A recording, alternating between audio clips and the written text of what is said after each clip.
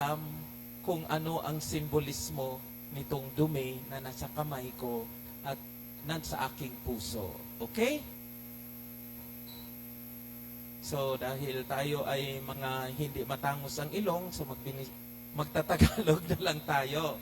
Okay, ang tema natin ay likhain mong maging malinis ang puso ko, o Panginoon. Sino kaya sa atin ang sobrang linis ang puso? Mayroon? Wala? Kahit ako, mayroon doon. Oh. Kilala mo siya? Siya, si Mama Mary, ang may malinis na puso. So, ang tema natin, likhain mong maging malinis ang aking puso, o Panginoon, isang paglalakbay mula sa kasalanan patungo sa pag-asa kay Kristo.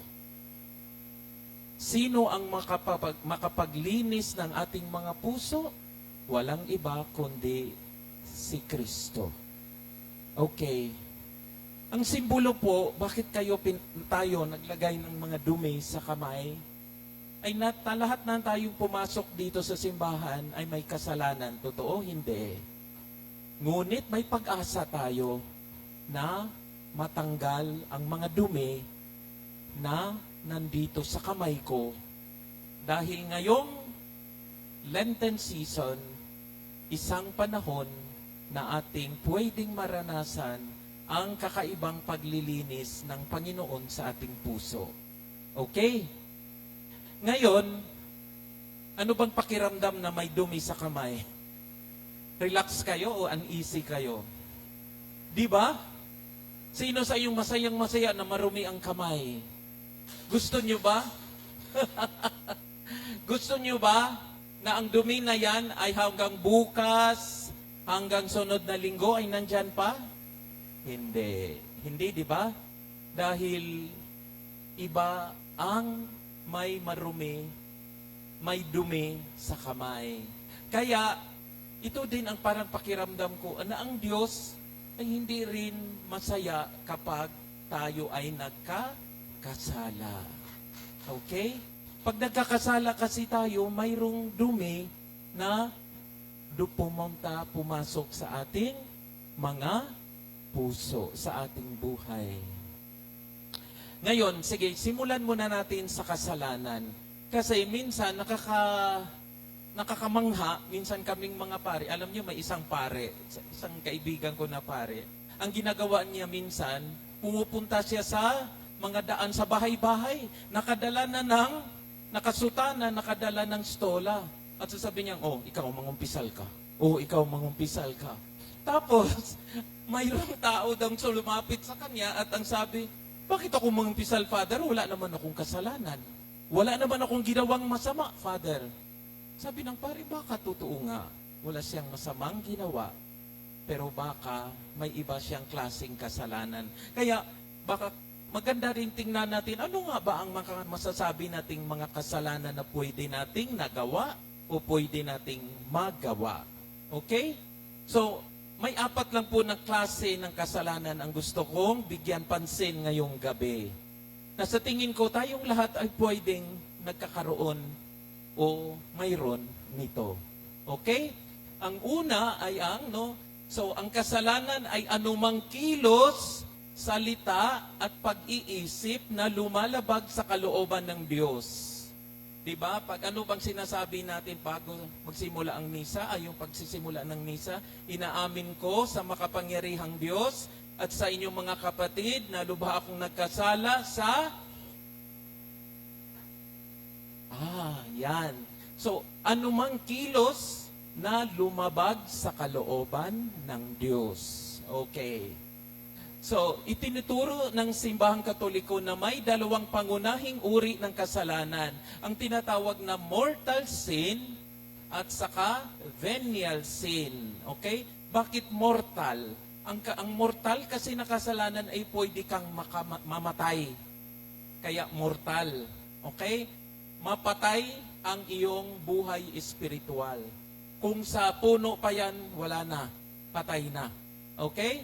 Ang binyal ay yung hindi ganun kalaki, katindi na kasalanan. Titingnan naman natin yan mamaya. At bukod dito, may dalawa ring mga kasalanan ayon sa paraan ng paggawa. Ano yon? Yung tinatawag na sin of commission. Hindi yung nangungumisyon ka sa sa kita ng nino. Hindi yon. Commission ay mayroon kang kinumit, mayroon kang ginawa na mali. Okay? At mayroon ding isa, ang kasalanan na pagkukulang o yung kulang ka o omission, hindi mo nagawa na dapat gawin mo.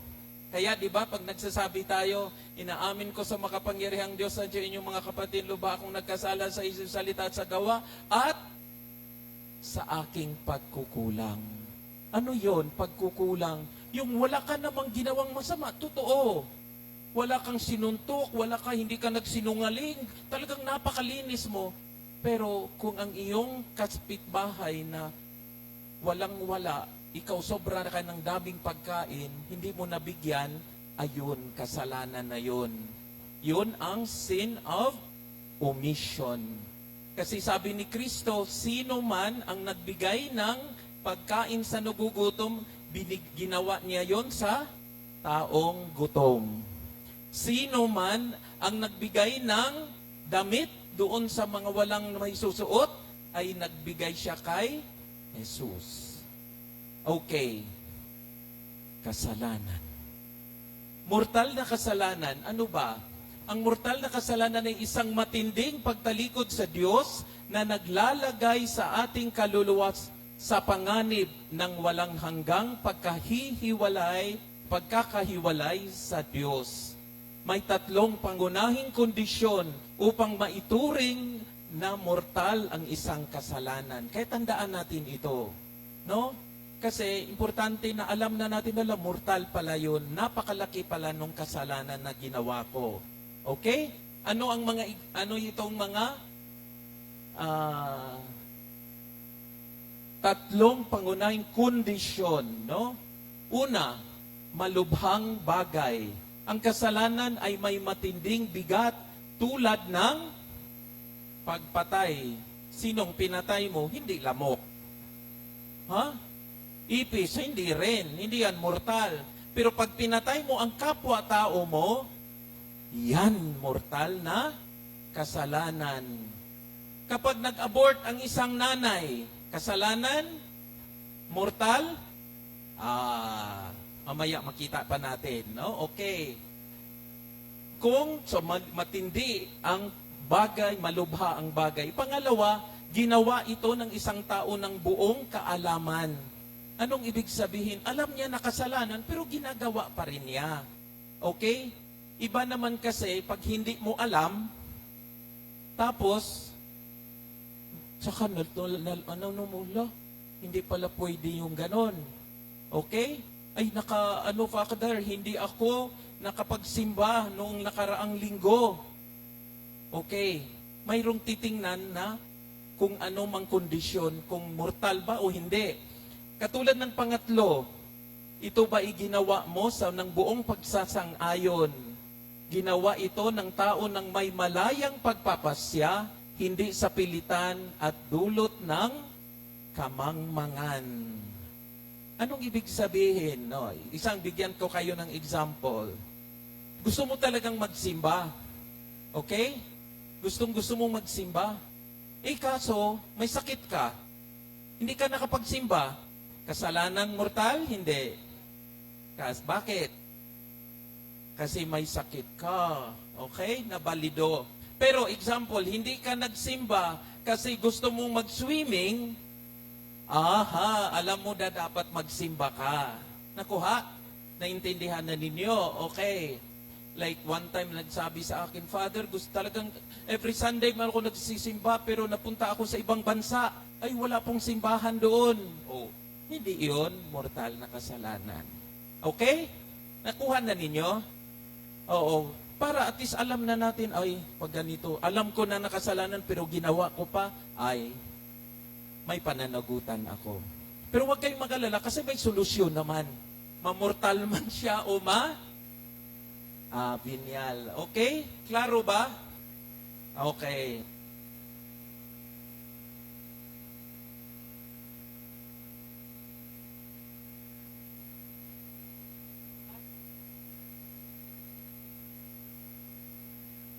Sound check, okay. Kapag ang isang tao ay may mortal na kasalanan, nawalan siya ng grasya ng Diyos,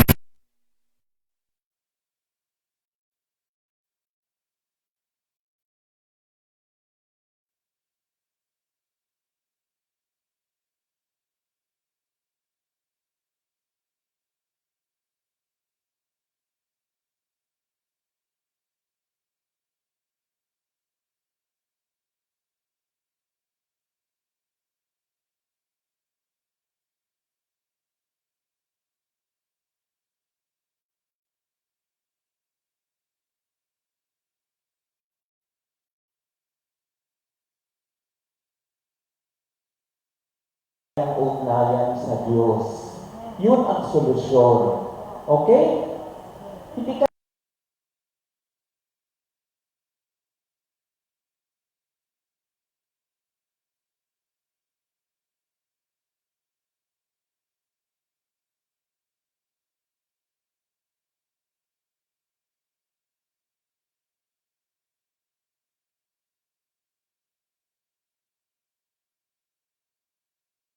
magpatawad. Alam niyo ano yon? Bigyan ko kayo.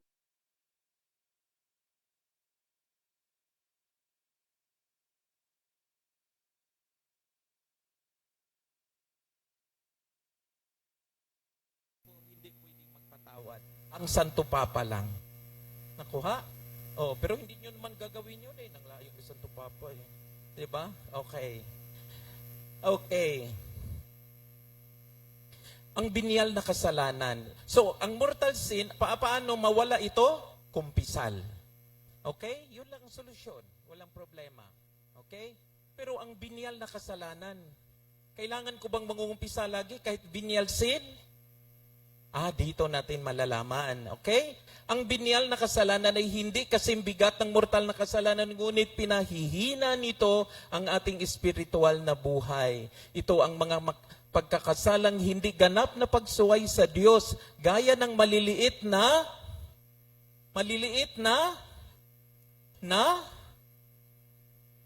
bakit akong tinitingnan nyo? Masinungaling, okay? Maliliit na kasinungalingan. Yung mga madalas tinatawag nating mga white lies. Okay? Hindi yung lies na parang kuto ba? Iba yun ha? Okay. So, ano pa? O di, pagpapakita ng pagmamahal sa kapwa.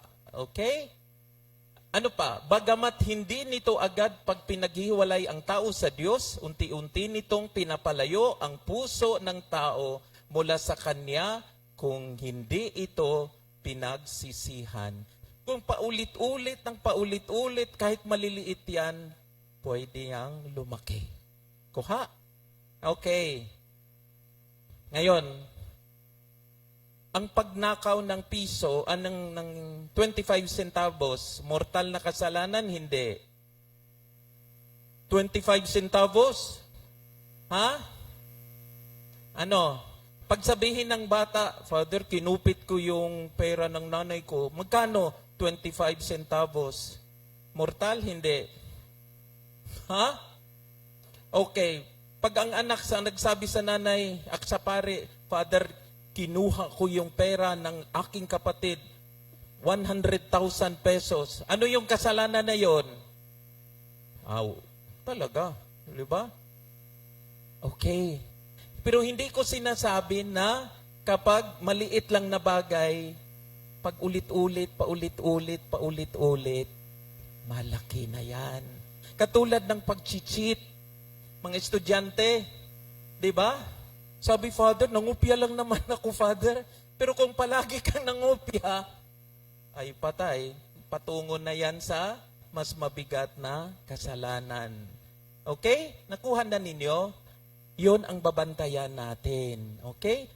Pero, ang mga binyal na kasalanan, mas madaling matanggal. Katulad ng mga dumi sa inyong kamay.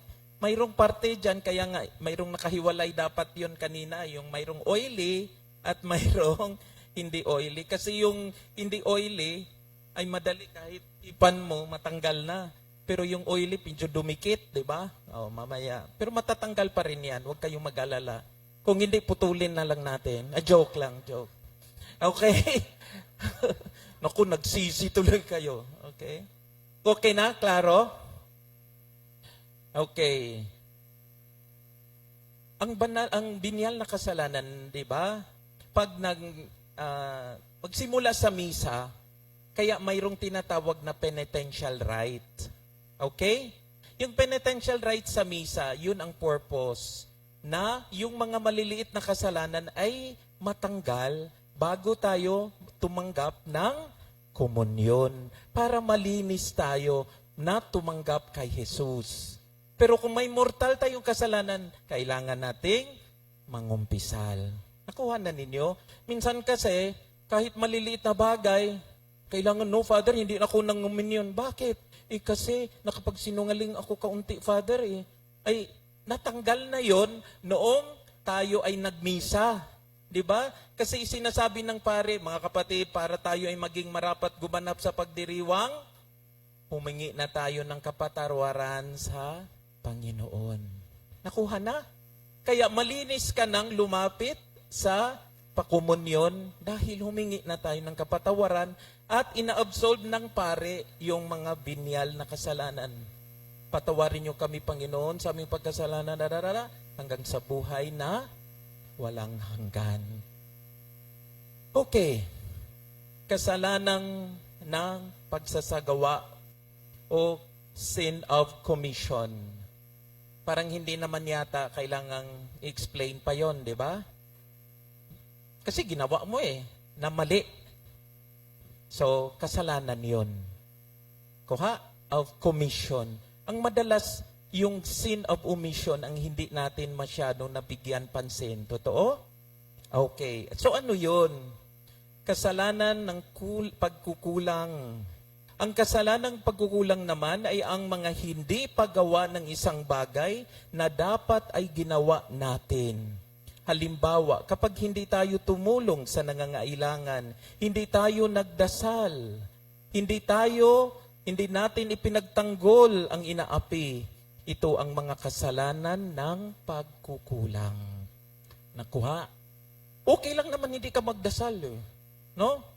Pero dapat magdasal ka. Parang sinasabi din yan ng, Father, pwede naman akong hindi maligo. Pero papayag ba kayong hindi maligo ng isang buwan? Okay. Parang pangungumpisal din, di ba? Kaya nga may isang kwento, no? May isang nanay na papunta sa simbahan kasi Holy Week.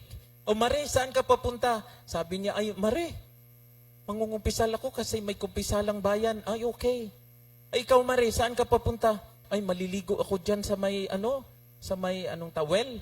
Okay. Ay, ganun ba, Mare? Teka, Mare, bakit ka mangungumpisal? Magkakasala ka pa rin naman Sabi nung isa, oo nga pala, sige, hindi na lang ako mangumpisal kasi magkakasala din naman pala ako Tapos, sabi niya, ikaw sabi mo, pupunta ka maligo, di ba? Opo. Ay, di ba, bakit ka maligo? Marumihan ka rin naman. Sige. Oo nga, ayaw ko na rin maligo. Okay yon. Gusto niyo yon? Kaya, tayo din ito, no? Mamaya, papakita ko anong kalagahan, bakit na mangungumpisal tayo. No, lalong-lalo kasi ako, nagbibigay ng discount. Alam nyo? Discount sa penance. Okay. May kwento kasi noong bago pa akong pare, dami naming mga pare, nagpakumpisal kami sa isang parokya doon sa Cebu. Nagtataka yung ibang mga kasamahan kong pare, bakit? Sa sobrang haba ng pila, nang doon nangungumpisal sa akin. Tapos pinalipat nila doon. Ayaw naman. So sabi ng Paris priest, nung kumakain kami, Father Dong, bakit ayaw nilang lumapit? Sabi ko, ay ano kasi Father namigay kasi akong discount sa penance. Kayo yata hindi kayo namigay. Kaya sabi niya, ikaw talaga. Pero minsan kasi depende 'yon sa pare. 'Di ba? May pare naman kasing pagagalitan ka. May pare naman kasing one time na medyo hindi siya makasyadong makarinig. Tapos yung nangumpisal, Father, ano? Lakasan mo! Father, tapos narinig na ng buong di ba? Ilang beses. Oy, patay, Diyos ko, Panginoon, no? Okay? So, kaming mga pari, dapat, pag nangungumpisal ang tao, dapat maging katulad kami nung sa Ebanghelyo ngayon, ama na talagang nakakaintindi sa mga anak niyang nagkakamali. Okay? Okay. Ngayon, ito na ang ating gagawin. Magninilay tayo kaunti. Tingnan ninyo ang dumi sa inyong mga kamay.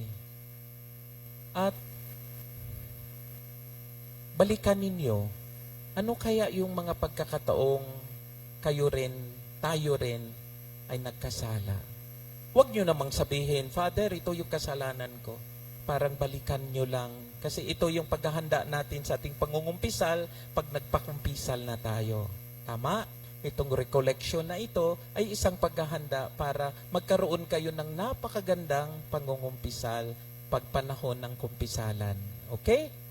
Okay, so ito, ang pagsisisi ni Haring David bilang huwaran para sa ating lahat.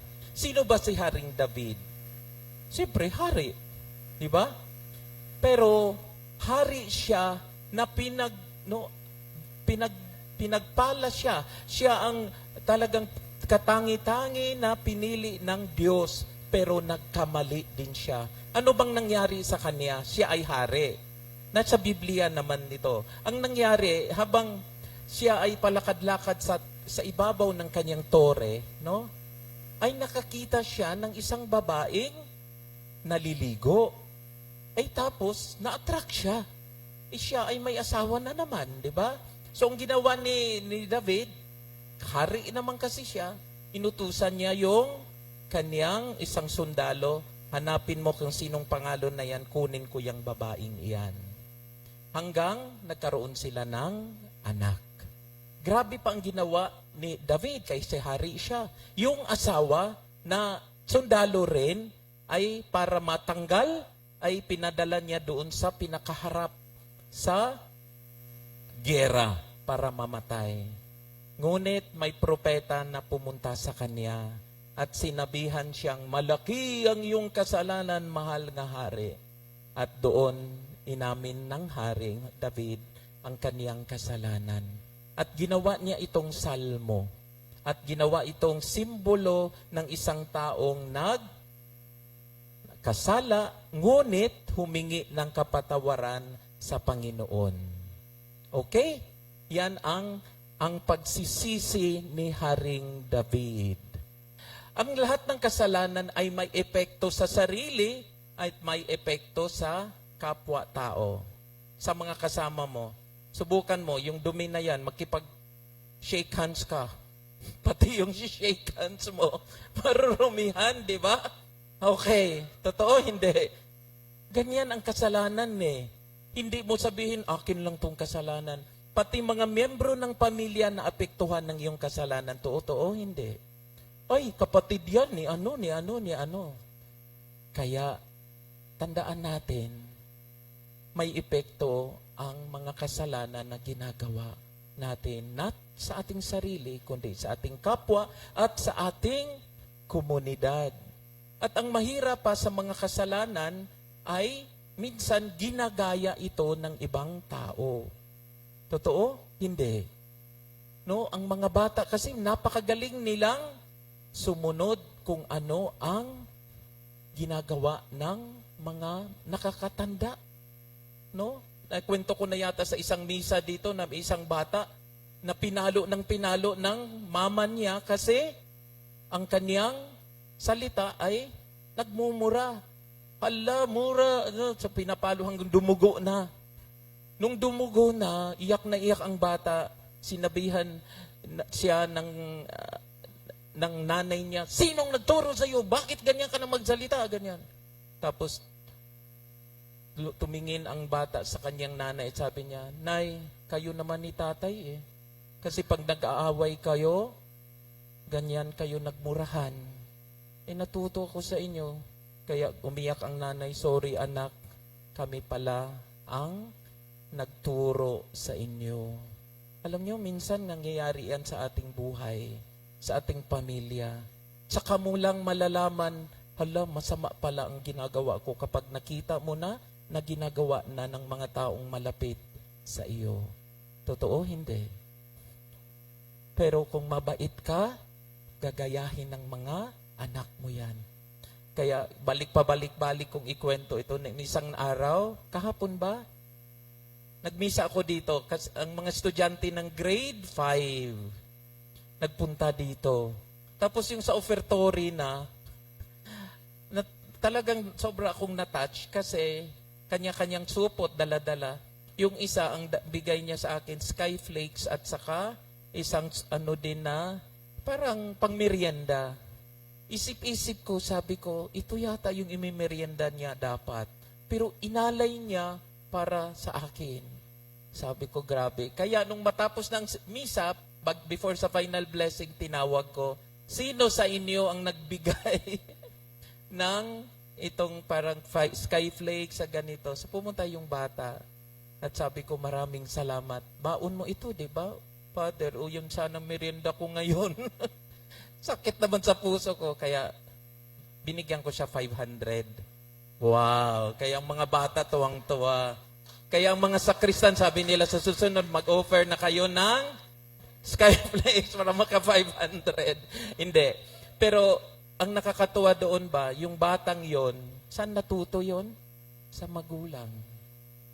Na, sige, bigay. Pero tandaan natin, ang Diyos, mas sobrang mapagmahal sa atin na kapag tayo ay magpakabait, talagang bigyan niya ng maraming biyaya. Amen. So pag ninilay natin, ano ang mga kasalanang nahihirapan akong mawala bilang isang anak o magulang? Ano kaya? Habang tinitingnan ninyo ang dumi na sa kamay, titingnan ninyo kaya, ano kaya yung kasalanan na hirap-hirap ako na paalisin, palayasin sa buhay ko? Kasi ito, sa awa ng Diyos, tutulungan kanyang matanggal itong panahon ng Kwaresma. Okay?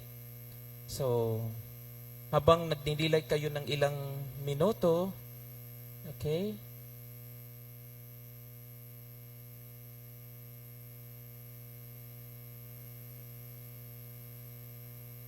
Habang iniisip ninyo iyon,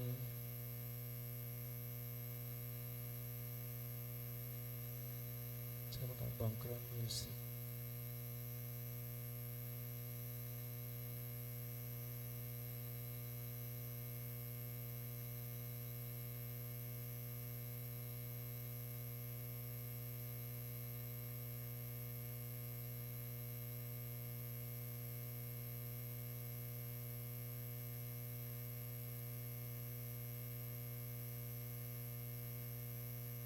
Sige, tingnan nyo lang yung mga dumi na sa inyong mga kamay, ha?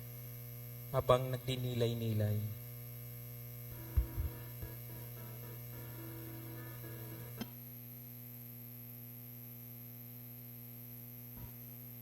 Okay po. So ngayon, magkaroon na tayo nitong pagtatanggal ng mga kasalanan sa pamagitan ng kumpisal, sa pamagitan ng pagsisimba. So, ang gagawin natin ngayon, isa-isa kayong lalapit doon at hugasan ninyo inyong mga kamay, no? Bubuhusan ng mga sakristan ng tubig, okay? Hanggang matanggal, tapos balik kayo sa upuan ninyo habang mayroong akong ipapakita dito na yung salmo na pinagdadasal ni David nung siya ay nagkasala. Sabayan ninyo ang kaniyang pagsisisi. Okay? Ang title nito ay Create in Me a Clean Heart, O God. Sige, sinong mauna? Isa-isa kayo, no? 3 naman yan.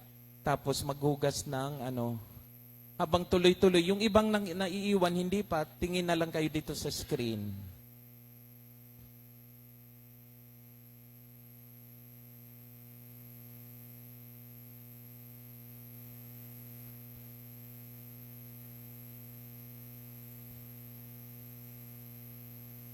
Okay.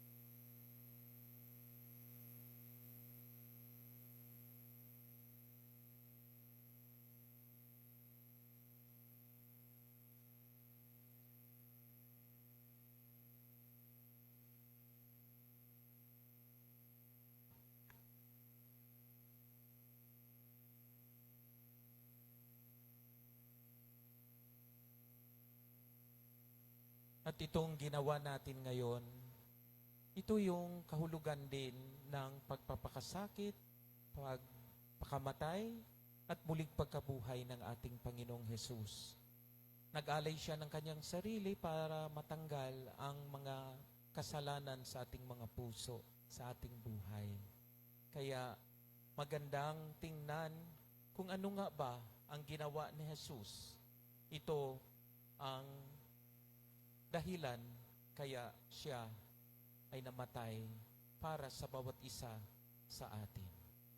Ra'ayatara.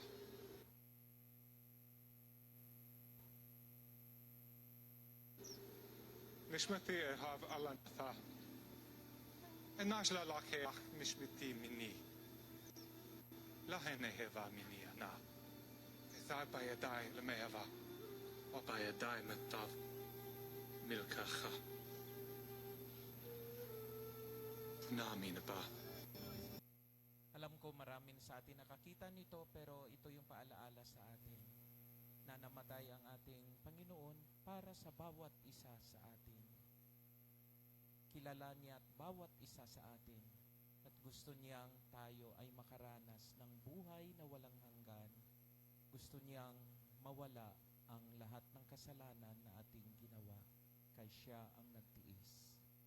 Ito ang kahulugan ng ating pagdiriwang ng Kwaresma. Ra'ayatara. Ang misteryo ng Pascual ay pag-ibig ni Kristo na nagpapagaling sa ating kakulangan. Kaya nang siya ay mabuhay muli, dito na binigay niya sa atin ang buhay na puno ng pag-asa.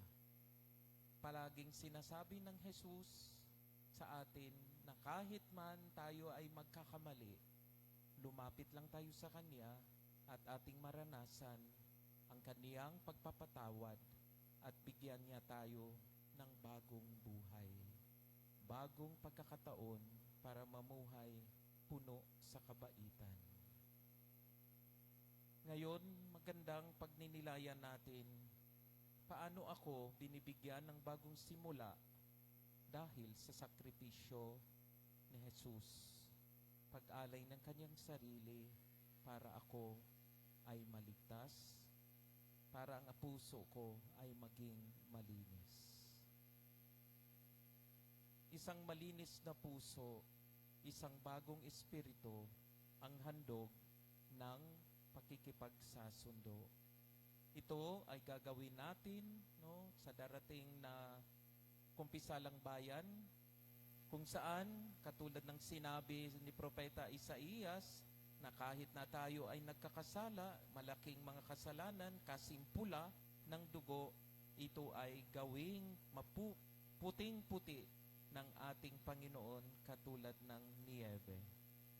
Kaya, paano tayo binabago ng Diyos? Ito ay sa pamagitan ng Kaniyang pagpapakasakit, pagkamatay, at ang Kaniyang awa sa bawat isa sa atin. Ang tanong, lubos ba akong nagtitiwala sa kapatawaran ng Diyos?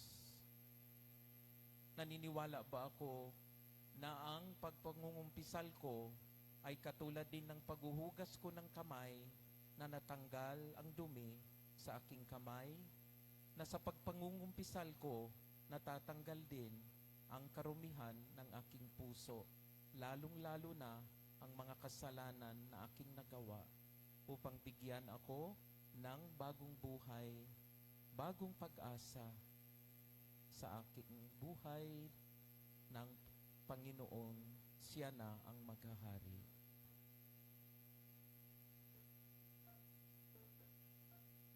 Ang isa sa dapat na maintindihan at maunawaan ng bawat Katoliko ay ito, na walang karapatang magdiwang ng Kwaresma ang taong hindi nangangailangan kay Jesus. At para maramdaman natin yung tunay na pangangailangan kay Jesus, kailangan nating tanggapin na tayo nagkasala. Kailangan tanggapin na tayo mahina. At yung tinatawag na sacramental forgiveness para sa ating mga Katoliko ay mangyayari lamang sa isang sakramento na si Kristo mismo ang nagtatag. At yun ay walang iba kundi ang kumpisal. Para sa karamihan, ang kumpisal ay isang bagay na nakakahiyang gawin, nakakatakot gawin, pero sa totoo lang, minsan ko nang nasabi na ang kumpisal ay hindi isang pagkakataon para tayo ihiyain ng Diyos, para ipamukhaan ng Diyos na tayo ay talo, o para pasabihin ni Jesus na, bakit ka ganyan? Anong ginawa mo? Hindi yun. Ang kumpisal ay isang pagkakataon para mas makita at maramdaman natin na dahil sa kasalanan, tayo ay nalugmok. Dahil sa kasalanan, tayo natalo at nabigo. Pero nandyan si Kristo para tayo tanggapin muli, yakapin muli, at bihisan tayo ng dignidad upang maging anak niya. Gaya ng ginawa ng Ama sa libughang anak, na hindi tinignan yung kasalanan, kundi pinatawad, niyakap, dinamitan, at itinuring muling kanyang anak. Kaya yan ang nagaganap sa sakramento ng kumpisal. Kaya ito isang bagay na hindi dapat katakutan, bagkus dapat kasabikan natin, sapagkat sa pamamagitan ng pagpapatawad sa pamamagitan ng pari, mas nararamdaman natin na ako'y pinatawad.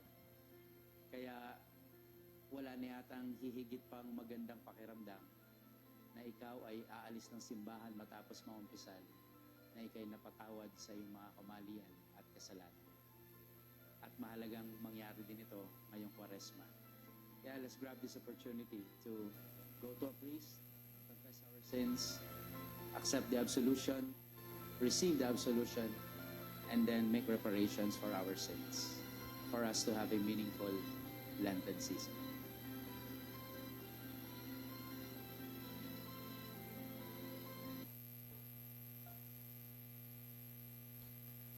At kapag nakakumpisal na tayo ay maging bahagi muli ng bagong grupo ng mga taong masasabi nating mga taong nagbagong buhay, puno ng pananampalataya, lalong-lalo na sa ating araw-araw na buhay, at ito ay maibahagi natin sa ating mga membro ng ating pamilya, sa trabaho, sa komunidad, at dito sa ating mahal na parokya. Kaya mamuhay tayo bilang mga tao ng muling pagkabuhay dahil ang Kwaresma ay nagtatapos doon sa muling pagkabuhay ni Jesus. Bilang pagninilay, tanungin natin ang ating sarili na pagkatapos ng ating maranasan ngayong gabi na napakagandang karanasan, pagtingin sa ating mga sarili at pagbukas sa ating mga puso para sa pagpapatawad ng Diyos, sana ito din ay maibahagi natin sa ating membro ng ating pamilya. Paano ko maibabahagi ang liwanag ni Kristo sa aking tahanan, sa aking trabaho, sa pamilya, at sa sambayanan? Ating tatapusin ang ating recollection ngayong gabi sa pamagitan ng kanta, awit ng theme song nitong Jubilee Year, Taon ng Pag-asa.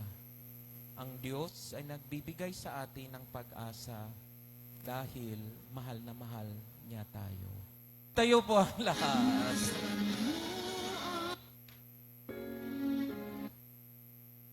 Sumainyo ang Panginoon at pagpalain nawa kayo at ang buong ninyong pamilya ng ating Panginoon, Ama, Anak, at Espiritu Santo. Magandang gabi sa inyong lahat. Salamat ng marami sa inyong pag-attend